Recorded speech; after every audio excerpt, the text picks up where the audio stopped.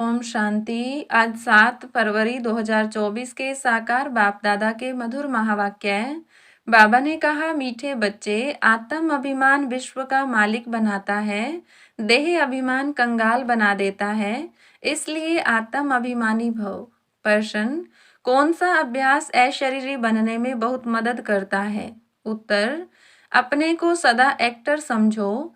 जैसे actor part पूरा होते ही वस्त्र उतार देते हैं, ऐसे तुम बच्चों को भी यह अभ्यास करना है।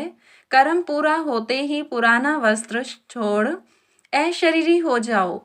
आत्मा भाई भाई है, यह अभ्यास करते रहो। यही पावन बनने का सहज साधन है।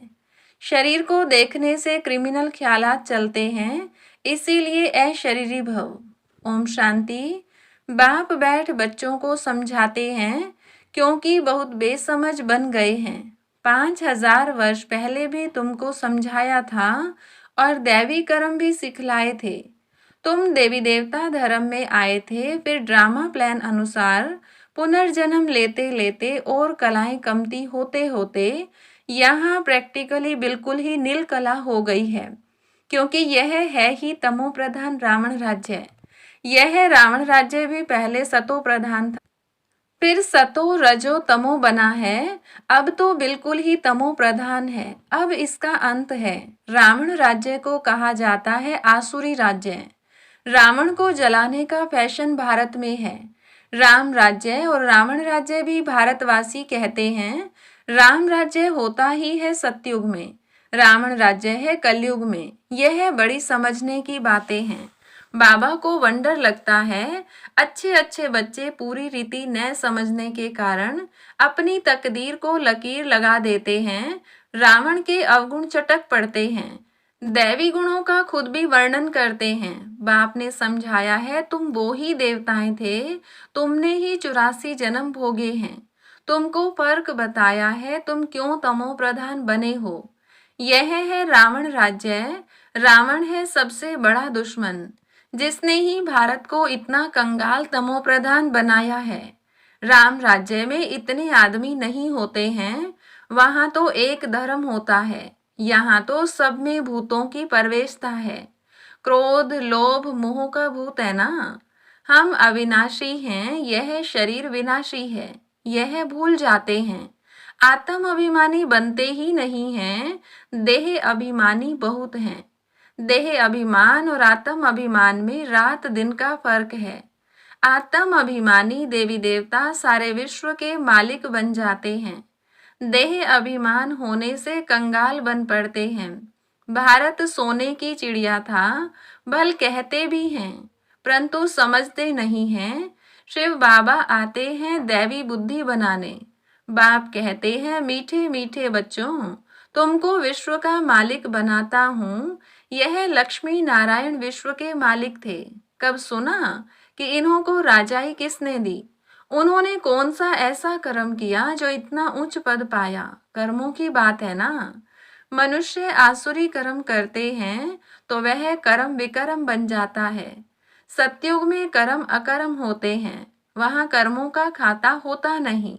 बाप समझाते हैं, न समझने कारण बहुत विघ्न डालते हैं। कह देते हैं शिव शंकर एक हैं। अरे शिव निराकार अकेला दिखाते हैं, शंकर पार्वती दिखाते हैं। दोनों की एक्टिविटी बिल्कुल ही अलग। मिनिस्टर और प्रेसिडेंट को एक कैसे कहेंगे? दोनों का मर्तबा बिल्कुल अलग है, तो शिव शंकर को एक कैसे कह देते हैं? यह जानते हैं जिनको राम संप्रदाय में आना नहीं है, वे समझेंगे भी नहीं। आसुरी संप्रदाय गालियां देंगे, विघन डालेंगे, क्योंकि उनमें 5 विकार है ना। देवताएं हैं संपूर्ण निर्विकारी, उन्हों का कितना उच्च पद है। अब तुम समझते हो हम कितने विकारी थे। विकार से पैदा होते हैं। सन्यासियों को भी विकार से पैदा होना है, फिर सन्यास करते हैं। सतयुग में यह बातें नहीं होती।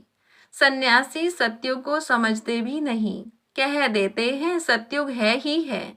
जैसे कहते हैं श्री कृष्ण हाजिरा हुजूर है, राधे भी हाजिरा हुजूर है। अनेक मत मतांतर, अनेक धर्म हैं। आधा कल्प दैवी मत चलती है जो अब तुमको मिल रही है। तुम ही ब्रह्मा मुख वंशावली फिर विष्णु वंशी और चंद्रवंशी बनते हो। वह दोनों डिनाइस्टी और एक ब्राह्मण कुल कहेंगे, इनको डिनाइस्टी नहीं कहेंगे, इनकी राजाई होती नहीं। यह भी तुम ही समझते हो, तुम्हारे में भी कोई कोई समझते हैं।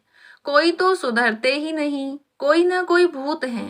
लोभ का भूत, क्रोध का भूत है ना।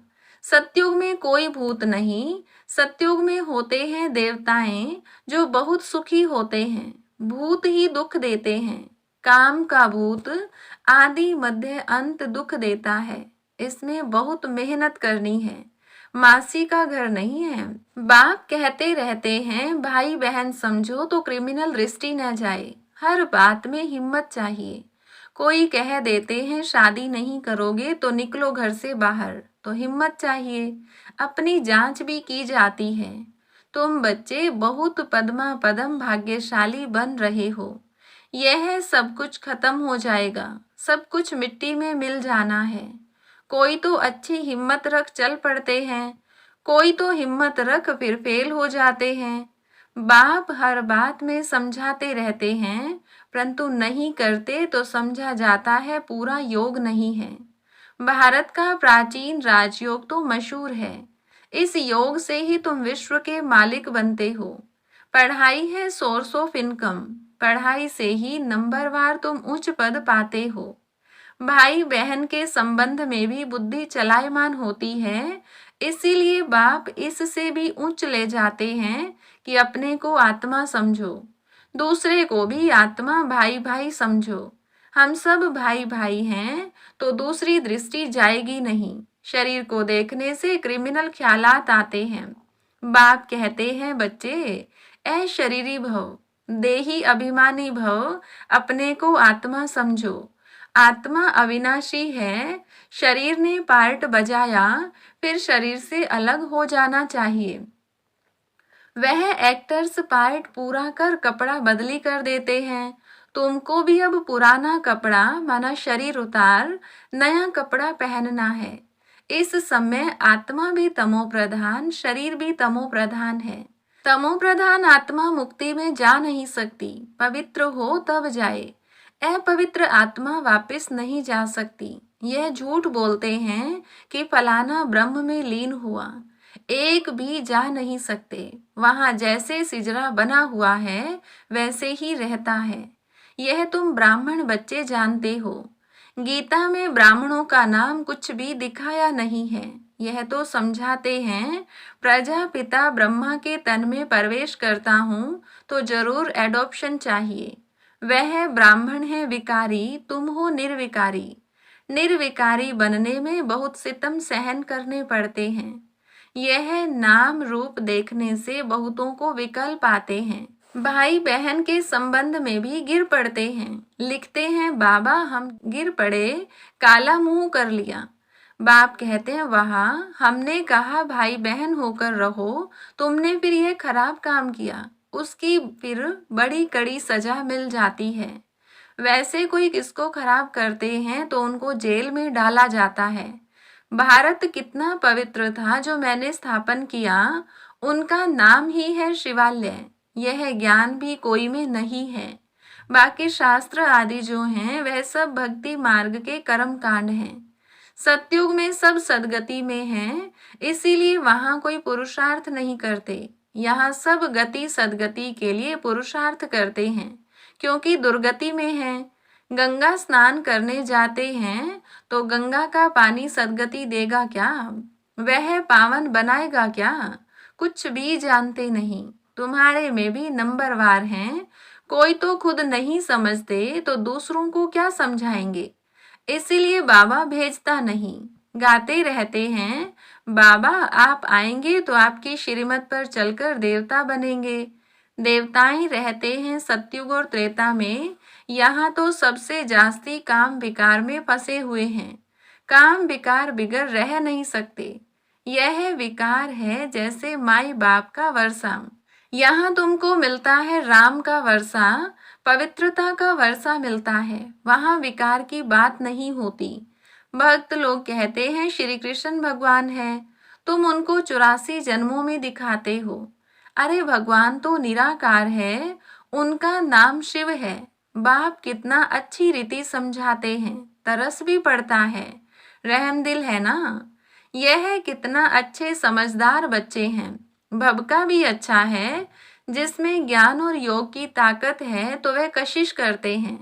पढ़े लिखे को सत्कार अच्छा मिलता है, अनपढ़े को सत्कार नहीं मिलता है। यह तो जानते हो, इस समय सब आसुरी संप्रदाय हैं, कुछ भी समझते नहीं हैं।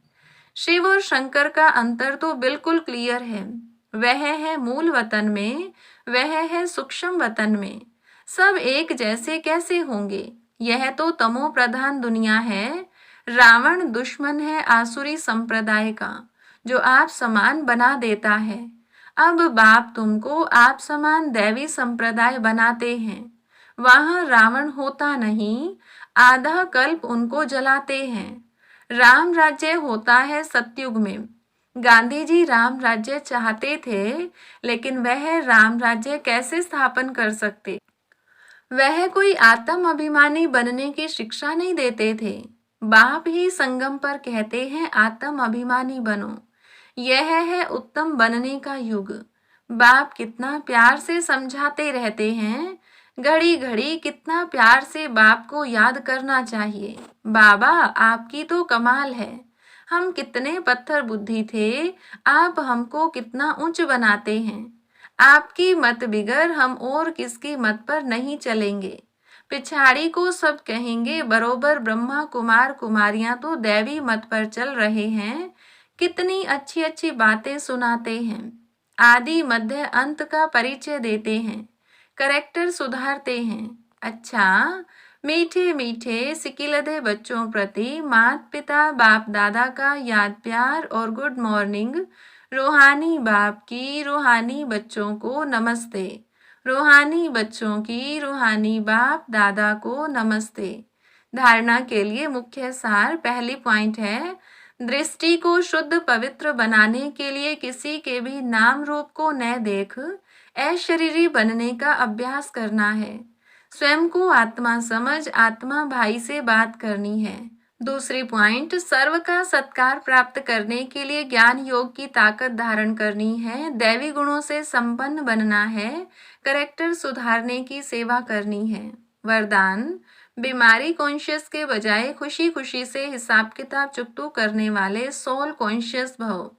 तन तो सबके पुराने हैं ही, हर एक को कोई न कोई छोटी बड़ी बीमारी है, लेकिन तन का प्रभाव अगर मन पर आ गया तो डबल बीमार हो बीमारी कॉन्शियस हो जाएंगे। इसीलिए मन में कभी भी बीमारी का संकल्प नहीं आना चाहिए, तब कहेंगे सोल कॉन्शियस। बीमारी से कभी घबराओ नहीं, थोड़ा सा दवाई रूपी फ्रूट खाकर उसे विदाई दे दो। खुशी खुशी से हिसाब किताब चुकतू करो।